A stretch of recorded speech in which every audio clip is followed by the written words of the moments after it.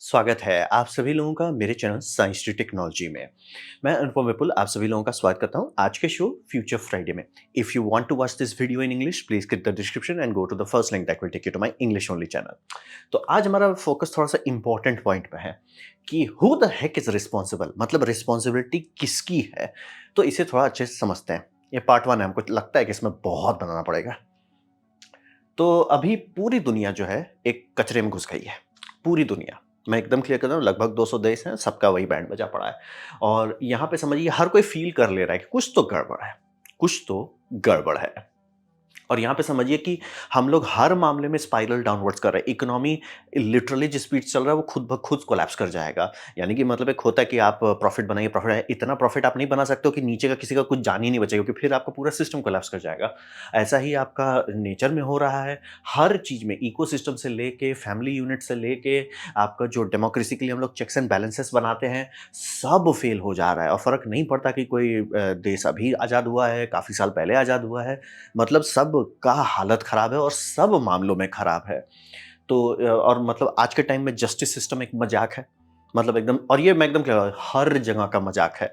चाहे वो आप कोरिया का लीजिए, चाहे आप इंडिया का लीजिए। इंडिया में जैसे सिंपल एग्जांपल देते हैं, मेरे पे एक किसी ने केस कर दिया, 4 साल हम लड़े, केस में मुझे बाइज्जत बरी किया गया। उसका ये मतलब नहीं होता कि मेरा मैं जीता, उसका सीधा ये मतलब कि मेरा 4 साल वेस्ट हो गया।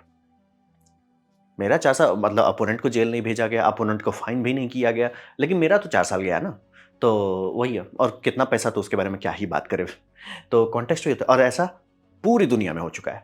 हर चीज़ में, मतलब कि ये लगभग 200 जो देश हैं, सबका हालत ऐसा ही है। चाहे आप प्लेनेट लीजिए, वोटिंग लीजिए, कुछ भी लीजिए, तो सबको फील हो रहा है। पूरी पृथ्वी में सबको फील आ रहा है कि भैया कुछ गड़बड़ा गया है, कि इतना स्पीड से। और रहा बात, हम लोग वर्ल्ड वॉर झेल चुके हैं।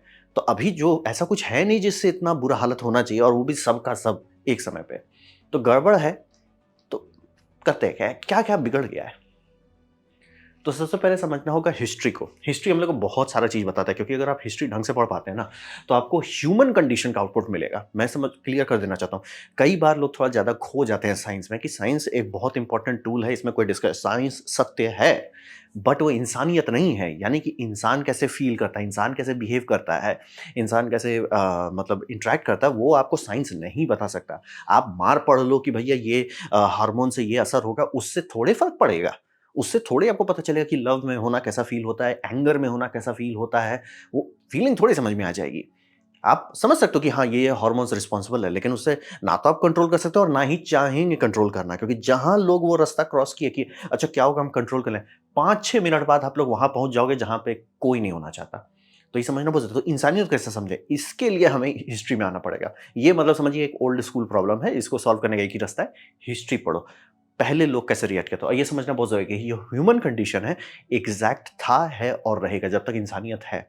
जब तक कोई बहुत ज़्यादा हाई लेवल जेनेटिक इंजीनियरिंग नहीं होता है, सबका वही रहेगा, सबको वही हंगर रहेगा, सबको वही लस्ट रहेगा, सबको वही एंगर रहेगा, सबको वही स्लॉथ रहेगा, सब चीज़ सेम रहेगा।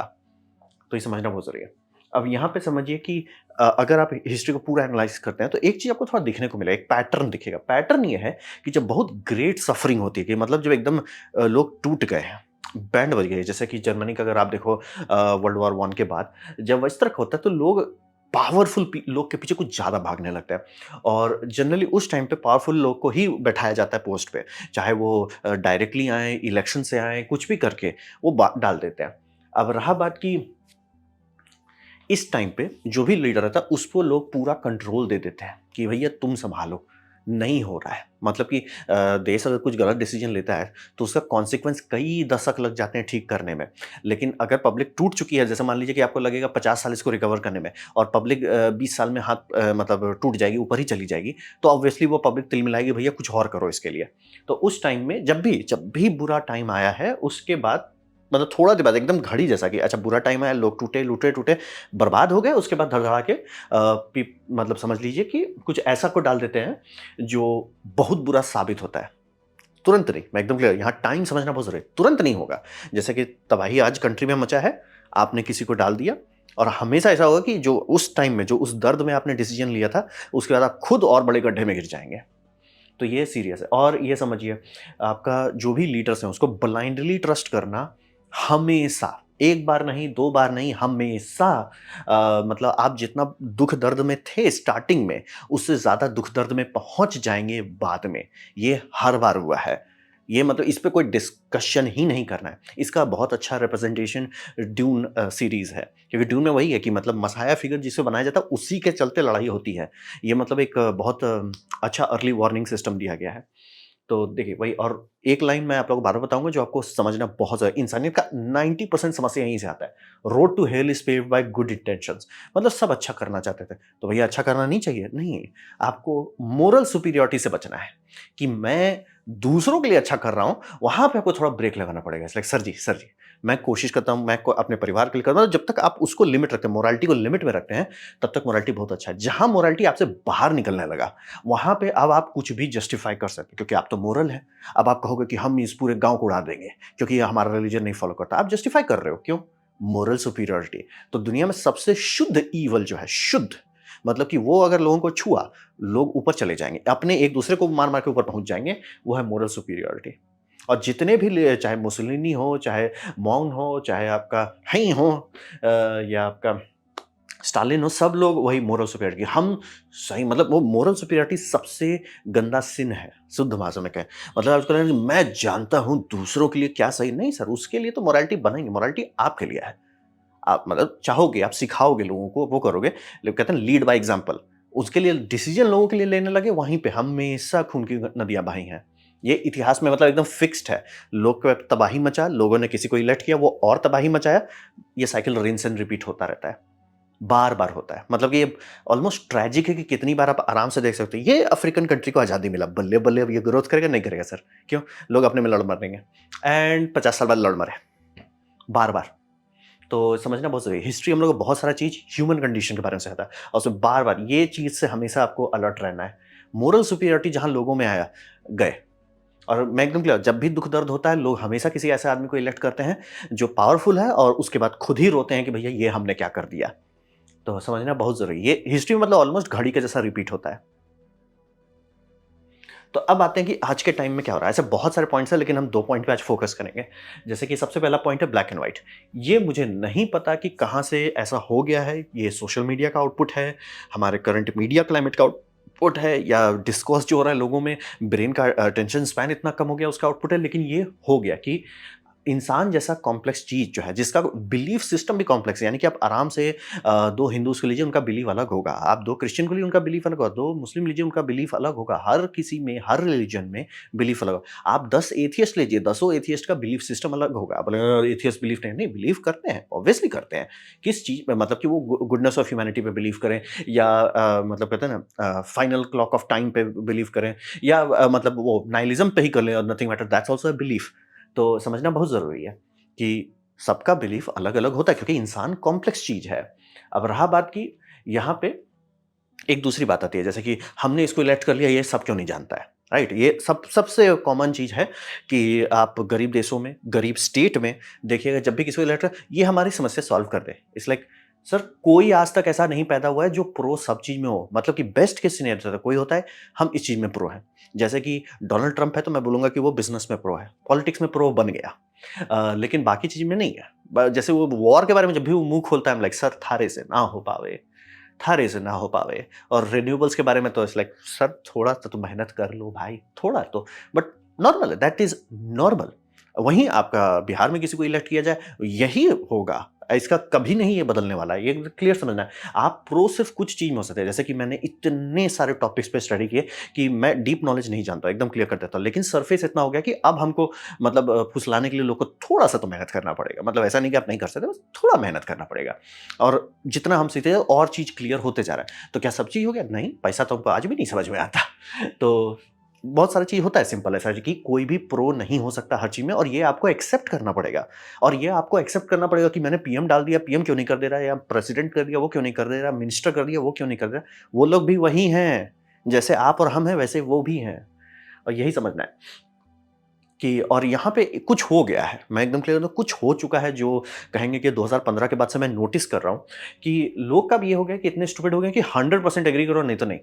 मतलब कि एकदम ये हो गया है कि हाँ भाई, ये 100% हम इससे एग्री करते हैं, नहीं तो नहीं। इट्स लाइक सर वैसे इंसानियत नहीं चलती और आप चाहोगे भी नहीं। हम लोग चीटी नहीं है जो सबका ब्रेन एक छोटा सा न्यूरल नोड है भैया, ये बहुत कॉम्प्लेक्स मशीन है।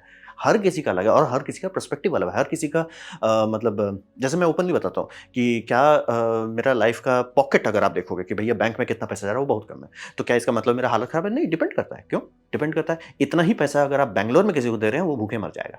इतना ही पैसा अगर आप मेरे जगह, जैसे मान लिया मैं मीडियम साइज सिटी में हूँ, उसको आप हटा के कर देते हो किसी गाँव में, भैया वो तो एकदम भैया ज़मीन-वमीन खरीद के घर ठोक देगा। तो समझने वाली बात होती है कि हर चीज़ रिलेटिव है, तो यानी कि अगर कंडीशंस रिलेटिव है तो आउटपुट भी रिलेटिव ही होगा। तो ये एक्सपेक्टेशन रखना कि 100% एग्री करो, ये बहुत खतरनाक बात है और यहाँ पे एकदम सीधा you are wrong. It's like नहीं सर, वो I am disagreeing with it. मतलब एक होता है कि ठीक है सर, आपका यहाँ तक मैं सही हूँ, निकल लेता हूँ। तो वही है। और इसका साइड इफेक्ट क्या होता है? इसका साइड इफेक्ट होता है कि एको चेंबर बनने लगता है। यानी कि इसका सबसे अच्छा एग्जांपल है ट्रम्प डिरेंजमेंट सिंड्रोम। मतलब कि ट्रम्प एक नॉर्मल पॉलिटिशियन की तरह देखिएगा, बहुत ही बोरिंग है। मतलब कुछ भी हुआ नहीं है। इट्स लाइक ड, लाइक ब्रो, ड, इट्स बोरिंग। लेकिन इतना ज़्यादा उसको मतलब ये किया गया है, मतलब इसका और हिलरी क्लिंटन का डिस्कशन हो रहा है और लिटरली लोग एकदम चूँकि इतना ट्रम्प पे मीडिया पे कंट्रोल नहीं था फर्स्ट सीरीज़ में, ऐसे लोग एकदम इसके पीछे पड़ गए कि इट्स लाइक हम डिबेट देख रहे हैं, दोनों का डिबेट हो रहा है, हम डिबेट देख रहे हैं एंड इट्स लाइक दोनों चैनल ये बन जा रहे हैं, क्या बोलते हैं आपका लेफ्ट साइड में खास तौर पे। लेफ्ट अभी बहुत ज़्यादा सफ़र कर रहा है इस बात से कि उसके में सीधा-सीधा ये है कि Kamala Harris destroys Trump. I am like मोहतरमा 4-5 लाइन भी ठीक से क्लियर कट नहीं बोली हैं। आप कहाँ से जाओ? अब बाइडेन लिटरली बाइडेन के टाइम में तो इट्स लाइक एंड उसपे it's like Biden destroys Trump. It's like ये कहाँ से आप फूँक लिए? तो यही समझिए जो एको चेंबर बनता है, एको चेंबर आपको फैक्चुअल रियलिटी से डिटैच कर देता है। यानी कि मैं किसी भी इंसान को पकड़ा सकता हूँ जिसे ना तो डोनाल्ड ट्रम्प के बारे में पता है, ना तो जो बाइडेन के बारे में पता है। दोनों का डिबेट मैं उसको दिखा सकता हूँ, ठीक है? ट्रांसलेट करके जो भी है, आपको दिखा सकते हैं। आराम से बोल देगा भैया कि जो बाइडेन नहीं बोल पा रहा है, मतलब क्या उस बड़ क्या हो रहा है? आप एआई को डालिए, एआई भी वही बोले बड़ क्या हो रहा है भाई? तो रहा बात की तो ऐसा कैसे जो बाइडेन डिस्ट्रॉयज ट्रम्प, वो एको चेंबर का साइड इफेक्ट है। क्योंकि आप 100% पे चल रहे हो कि या तो तुम हमसे 100% एग्री करो या तो 100% डिसएग्री करो। तो वहाँ पे क्या हो रहा था? वहाँ पे हो रहा था कि लोग 100% हमसे डिसएग्री कर रहे थे, जो कि कभी नहीं आप हो ही नहीं सकता। कि बोल रहे हैं ना, he is a boring politician. मतलब पॉलिटिशियन के नज़रिए से देखिए it's like average, basic bro.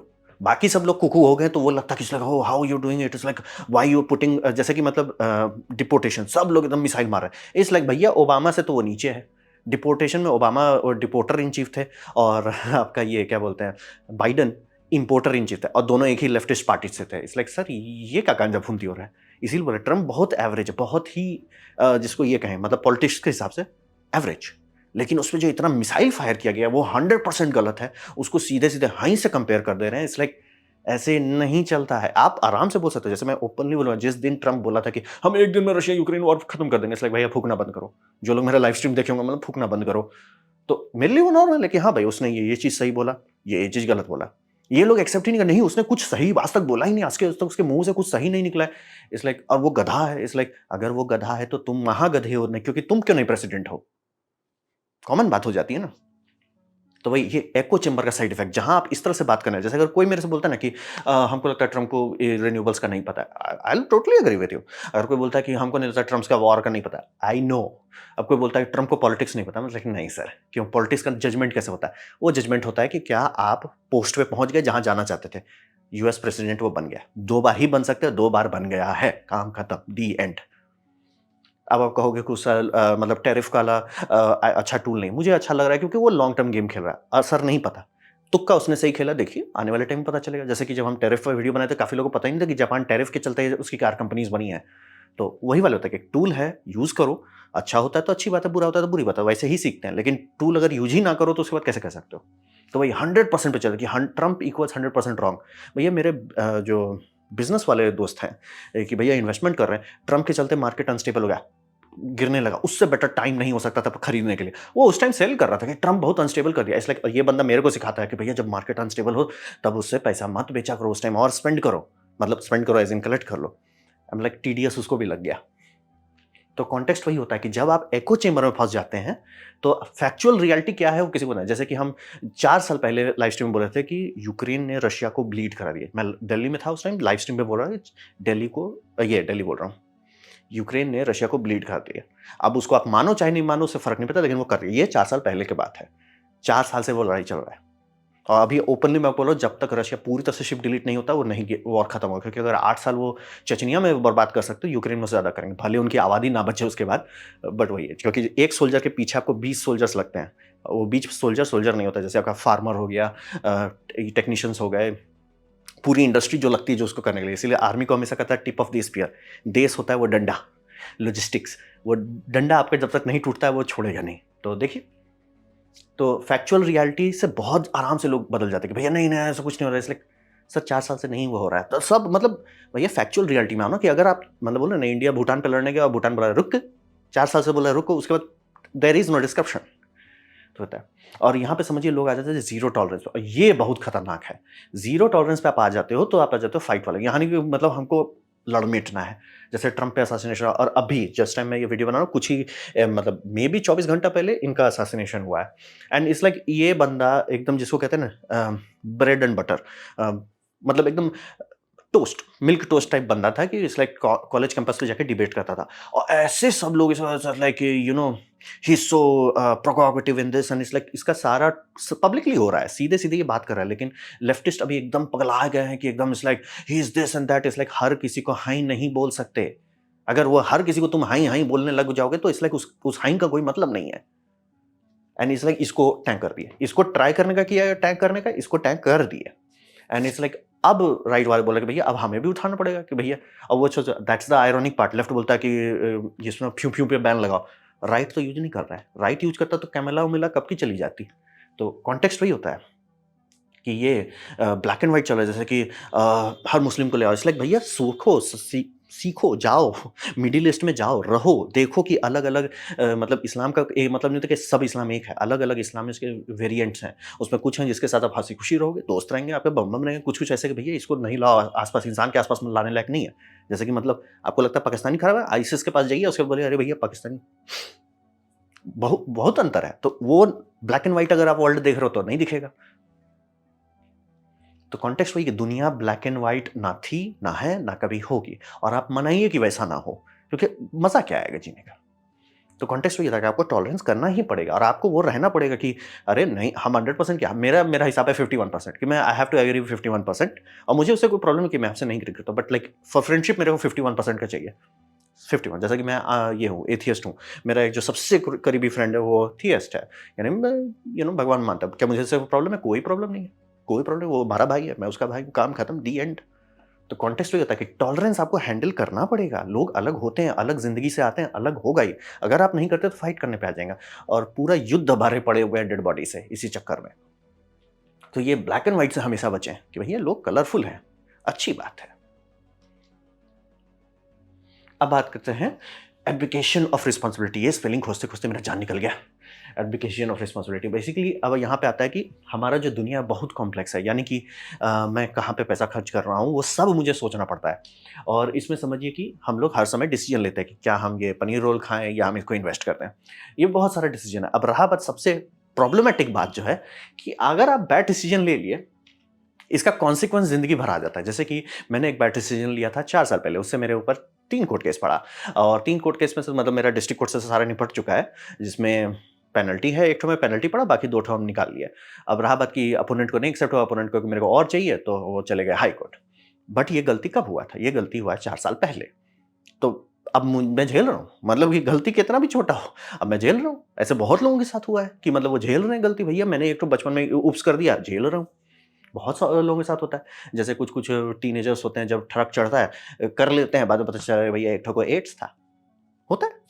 और एड्स तो सिंपल बता रहे हैं, किसी-किसी प्रेग्नेंट हो गए तो वो और बड़ा तांडव हो जाता है। तो यही समझिए कि हम लोग हमेशा ज़िंदगी में डिसीजन ले रहे हैं, और हमें पता नहीं कि भविष्य में क्या होगा। और वो बैड डिसीजन जो है, वो लिटरली आप बिना जाने हुए आप बैड डिसीजन लिए, और पता चला कि वो आपका ज़िंदगी भर बर्बाद कर देगा। तो ये एक बहुत सीरियस समस्या बन जाता है कि भैया मैंने ये क्या कर दिया, मैंने वो कैसे कर दिया। जैसा कि अभी अमेरिकन बच्चे लोग का है कि भैया हमको कॉलेज में क्यों भेजे, कि भैया जब कॉलेज में इतना है, आधा से ज़्यादा लोगों को लोन कैलकुलेशन नहीं पता है। बैठ के वो लोन कैलकुलेट नहीं करते हैं कि भैया ये कॉलेज का फीस कितना है और इसका फीस को भरते भरते मेरा कितना पैसा लग जाएगा, और इसीलिए एकदम चौंक जा रहे हैं कि अरे मैंने बचपन भरा और मैं भर रहा हूँ 20 साल से और अभी तक ये इंटरेस्ट भी नहीं खत्म हुआ, अभी का प्रिंसिपल स्टार्ट भी नहीं हुआ है, पता चले जिंदगी भर भरते रहेंगे तो भी नहीं खत्म होगा, होगा ही नहीं खत्म, वो इतना ज्यादा पैसा चढ़ा हुआ है। तो वही बात है कि अब सोचिए वो जवानी में आपने वो गलती किया, 16-17 साल की उम्र में वो गलती कर दिया कि कॉलेज चले गए, अब आपका ज़िंदगी भर आपको बर्बाद रहना है उसके चक्कर में। ये होता है, मैं एकदम क्लियर था। ये कॉलेज से एक सिंपल एग्जांपल दिए, एचआईवी दूसरा एग्जांपल हो गया, ऊप्स हुआ किसी दिन, या क्या पता वर्स्ट केस सिनेरियो आप प्रोटेक्शन लिया वो फेल हो गया, क्योंकि 99.9% है, वो 0.1% में आप आ गए तब क्या कर सकते हैं। तो कॉन्टेक्स्ट वही होता है कि डिसीजंस हम लोग ले रहे हैं, कितना भी आप कोशिश करो, गलत डिसीजन आ गया और कॉन्सिक्वेंस देगा और जिंदगी भर दे देगा, लो बेटा रगड़ो अब तुम। जैसे कि मेरे हेल्थ के मामले में सबसे गंदा डिसीजन था जो हम ऑफिस के टाइम में करते थे, उस टाइम मेरा बैक पेन स्टार्ट होता, उसी टाइम डॉक्टर को दिखा लेते, मेरा स्लिप डिस्क नहीं होता, लेकिन नहीं ध्यान दिए, उस टाइम हम पैसा के पीछे पड़ रहे थे। तो कॉन्टेक्स्ट होता है कि इस तरह का जब भी तांडव होता है तो ये डिस्पेयर जो आता है, मतलब मैं क्या करूं, मतलब अब इट्स लाइक मैं अपने छोटे अनुपम पुल पे तो नहीं जा सकता ना कि भैया टाइम मशीन बनाओ, उसको मारो, उसको थप्पड़ मारे, जाओ तो रे तुम पहले ढंग से चेयर में बैठना सीखो, फिर ढंग से ये फिजियोथेरेपी करना शुरू करो, फ्लेक्सिबिलिटी बॉडी की बनाए रखो।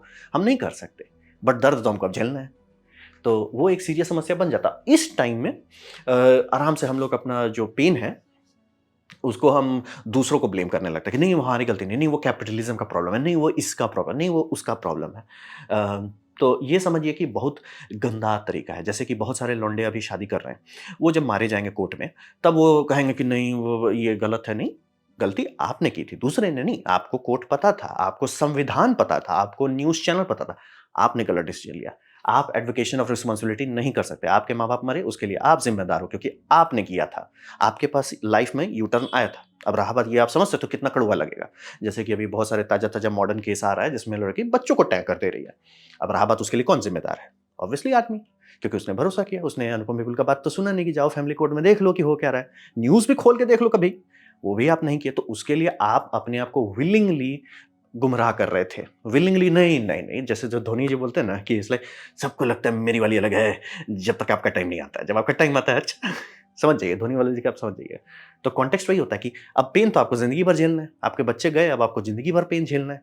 तो उसके लिए कौन जिम्मेदार है? पहले जब आप दर्द में हो गए, एकदम जान निकल रहा होगा, उस टाइम आप दूसरे को ब्लेम करोगे, वो करोगे, उससे दिक्कत ये होता है कि आपका लाइफ स्पाइरल डाउनवर्ड्स करता है, यानी कि आप रिकवर नहीं कर पाएंगे, आप हैंडल नहीं कर पाएंगे कोई चीज को, और मतलब ये बद से बदतर होते जा रहा है। जैसे कि यही बोल रहे हैं हाउ डेयर यू, लाइक नहीं, हाउ डेयर मी होता है हमेशा, हाउ डेयर मी कि मैंने ऐसा कैसे कर दिया।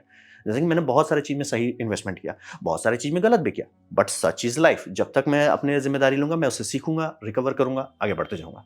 जो नहीं करें, जैसे बहुत सारे लोगों का जो होता है ना क्रैश आउट, आजकल आप देखिए बहुत सारे लोग क्रैश आउट, एकदम गंदा गंदा क्रैश आउट हो रहा है। वो क्यों हो रहा है? कि रिस्पॉन्सिबिलिटी नहीं उठा रहे हैं कि मैंने गलती किया, मैंने ये डिसीजन लिया, और आप बोलेंगे नहीं मेरे पास पूरा इन्फॉर्मेशन नहीं था। Welcome to life, welcome to life. लेकिन आप रिस्पॉन्सिबिलिटी छोड़ेंगे क्योंकि दर्द बहुत हो रहा है, आप स्पाइरल डाउनवर्ड्स कर जाएंगे।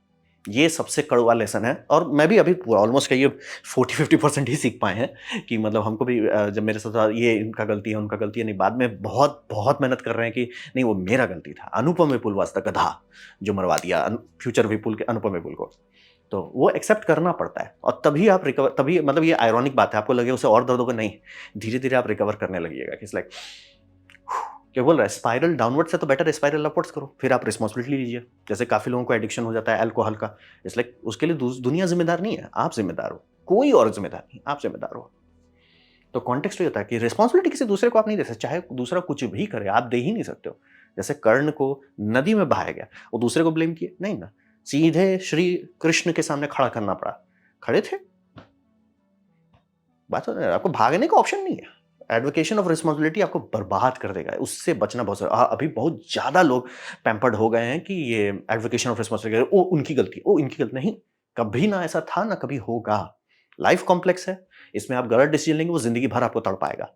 Welcome to life. बट अगर आप रिस्पॉन्सिबिलिटी छोड़े, वो बद से बदतर हो जाएगा। मतलब जो चीज़ आपको 10 वाट का दर्द दे रहा था वो सीधे 10 किलोवाट का दर्द देने लगेगा, और आप स्टीयरिंग भी खो दीजिएगा। तो रहा बात कि इसको हैंडल कैसे करें, तो सबसे पहले ये समझना बहुत जरूरी है, लोगों का कलर एक्सेप्ट कीजिए कि ये इसमें कोई टेंशन नहीं है, कोई टेंशन ही नहीं। अरे ये वाला कोई टेंशन नहीं। जैसे मैं वेजिटेरियन, तो इसका ये मतलब थोड़े कि मेरे सारे दोस्त वेजिटेरियन, खोजने पे शायद एक ठो मिले वेजिटेरियन हो। तो कॉन्टेक्स्ट वही रहता है कि आपको वो एक्सेप्ट करना पड़ेगा लोगों में कलर है, नहीं तो आप पूरा दुनिया को जला डालोगे और पहले खुद की दुनिया जलाओगे फिर धीरे-धीरे वो एक्सपैंड होगा। तो ये बहुत सीरियस बात है। और ये आपको अच्छे के तौर पे एक्सेप्ट करना पड़ेगा, नहीं ये नॉन-वेज है, कोई बात नहीं, अच्छी बात है, इसका अलग-अलग ये ना फूड पैलेट है, ये आइलैंड में इसे रख दिया जाएगा तो ये सँभल जाएगा, मैं तो नहीं सँभाल पाऊँगा लेकिन ये सँभाल लेगा। तो वैसी वाली बात होती है कि ठीक है, अच्छी बात है, ये अलग रिलीजन है, ये अलग फ़िलॉसफ़ी पे चलता है, ये इस पे ठीक है, बहुत अच्छी बात है, इससे बेटर बात ही नहीं है। और रहा बात जो सबसे इम्पोर्टेंट है, रिस्पेक्टफुल डिसएग्रीमेंट आपको करना है, तभी आपका ब्लड प्रेशर लो रहेगा। यानी कि ठीक है भाई, ठीक है। ठीक है, आपको मिसाइल फायर ही नहीं करना है, आपको मिसाइल लोड ही नहीं करना है, आपको प्लेन में ही नहीं चढ़ना है, आपको बस लाइक ठीक है भाई, you and I we respectfully disagree, कोई टेंशन नहीं है। और मतलब ये ये मैं अपने में सबसे कॉमनली देख रहा हूँ कि 6 साल पहले मैं कैसे मतलब जब भी कोई कमेंट में हम डिसएग्री कर रहे थे तो हम पूरा मिसाइल उठाया, अब इट्स लाइक देखो, या तो मैं सही हूँ, समय मुझे सही बता देगा, या तो मैं गलत हूँ, समय मुझे गलत बता देगा। मेरे को उतना लोड ही नहीं लेना है। Load is equal to 0, load नहीं लेना है। और रिस्पॉन्सिबिलिटी जैसे कहते हैं ना हार्ट में स्ट्रेस है, वो समझना बहुत ज़रूरी है। और उसका सबसे कड़वा बात वही होता है कि आपको हाथ सारा डिसीजन भविष्य देख के लेना है और वो सारा सही होगा, नहीं तो आप ज़िंदगी भर सफ़र करेंगे। तो लेकिन बस वही सबसे इम्पोर्टेंट बात वही है, जहाँ आप दूसरों को ब्लेम करते हैं, आप पावर खो देते हैं। स्टीयरिंग व्हील से हाथ आपका चला जाता है। जैसा कि कभी-कभी होता है कि लाइफ में कुछ ऐसा हो जा रहा है, बहुत तांडव हो रहा है, ठीक है? बहुत ज़्यादा तांडव हो रहा है, दिमाग फ्राई कर चुका है। तो लोग विलिंगली हाथ खड़ा करते हैं स्टीयरिंग व्हील से कि जैसे अगर ऑफ़िस में बहुत ज़्यादा तांडव हो रहा है, कुछ हो रहा है कि इट्स लाइक नहीं ठीक है, मेरा इतना दिन का लीव्स बना है, ठीक है, इसे पाइल अप करो, रख दो भैया, हम छुट्टी ले रहे हैं।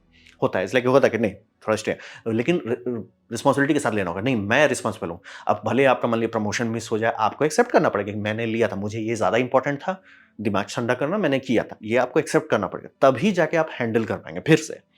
तो कॉन्टेक्स्ट वही होता है कि रिस्पॉन्सिबिलिटी लीजिएगा तभी आप आगे बढ़ सकते हैं। जैसे कि एक बहुत सिंपल पॉइंट है वोल्टेयर का, I disapprove of what you say but I will defend to the death your right to say it. ये बहुत इंपॉर्टेंट बात है। इसीलिए और मैं हमेशा जो आप लोगों को बार-बार बोलता हूँ ना कि राइट एंड लेफ्ट होना नहीं चाहिए दुनिया में। आप हमेशा गाड़ी का स्टीयरिंग रोड के हिसाब से चलते हो कि अच्छा इधर लेफ्ट मुड़ना चाहिए, मैं लेफ्ट मुड़ जाता हूँ, इधर राइट मुड़ना चाहिए, मैं राइट मुड़ जाता हूँ। आप देखोगे, एडजस्ट करोगे, ये राइट में रुक जाओ या लेफ्ट में रुक जाओ, ऐसा कभी नहीं होना चाहिए। और अभी जो हो रहा है, जो पोलराइज़ेशन हो रहा है, वो वही प्रॉब्लम है कि लोग रुक जा रहे हैं कि इट्स लाइक नहीं भैया आप सेंटर में रहो और देखो किधर जाना चाहिए। मतलब आपको अभी जो चाहिए उस अचीवमेंट के लिए आपको राइट में आना है, ठीक है, राइट में आ जाइए। आपको अभी जो चाहिए उसके लिए लेफ्ट में आना है, लेफ्ट में आ जाइए। ये उसको और आइडेंटिटी मत बनाइए। और लेफ्ट पता नहीं कुछ हुआ है आई एम लाइक 2016 से, इनका सिर्फ़ डेथ कल्ट बना दिए हैं ये। मतलब इनका सारा वुमेन पॉइंट एक ही चीज़ पे अबॉर्शन, अबॉर्शन, अबॉर्शन, अबॉर्शन बस लाइक भैया उसके सिवा भी कुछ है ज़िंदगी में? एंड इट्स लाइक सबको उड़ा दो, सबको उड़ा दो, सबको उड़ा दो, सब फैशिस्ट है, सब भाई हैं। इट्स लाइक वैसे नहीं होता है। मुसोलिनी जो कांड किए थे, वो कांड किसी ने नहीं किया अभी अमेरिका में और सबको वर्कर और वो मुझे इंडिया में भी देखने को अब मिल रहा है। अब तो मेरी बैंड बज रही है। तो कॉन्टेक्स्ट वही होता है कि रिस्पेक्टफुली आप डिसएग्री करो, तो ही गाड़ी आगे बढ़ने वाली है, नहीं तो बहुत तांडव हो जाएगा। और ये मेरे मतलब ये कोर्ट केस मुझे सिखाया थप्पड़ मार के कि it's like don't wish it was easier, wish you were better. जैसे कि शुरू-शुरू में एकदम मैं आपको ऑनेस्टली बता रहा हूँ, मेरी लगी पड़ी थी। एकदम नो बटर नो मसाला। और अगर आप लोग मेरा चैनल तब से देख रहे हैं तो देखो मैं 1 महीने का छुट्टी ले लिया था। मेरे दिमाग से बाहर हो गया था, मेरे को कुछ समझ में नहीं आया। हम बैठ के यहाँ यहीं पे लगाए हुए थे, इसी में टीवी देख रहे थे, कुछ नहीं कर रहे थे और मेरा दिमाग ही काम करना बंद कर दिया था। तो होता है। बट उस अनुपम विकल से वर्सेस नाउ अब इसलिए ठीक है, थारा भाई सँभाल लेगा, देख लेंगे, जो होगा देखेंगे, कोई टेंशन नहीं। तो वो ऐसा नहीं कि प्रॉब्लम चाहे प्रॉब्लम तो अब हार्ड हो गया बट ठीक है, हम अपने आप को समझ रहे कसरत कर रहे हैं, मजबूत कर रहे हैं कि हम हैंडल करेंगे। और एक बहुत इंपॉर्टेंट बात है, when you blame other people you give your power away. जैसे कि सब लोग जेफ बेजोस को ब्लेम कर रहे हैं और अमेज़न से सामान ऑर्डर कर रहे हैं, इट्स लाइक सर आप जेफ बेजोस को पावरफुल बना रहे हो। आपके पास ऑप्शन है, जैसे कि मैं बहुत कोशिश करता हूँ कि इंडिया में बहुत सारे छोटे-छोटे वेबसाइट्स हैं, उससे ऑर्डर करता हूँ, उन लोगों के साथ शेयर भी करता हूँ।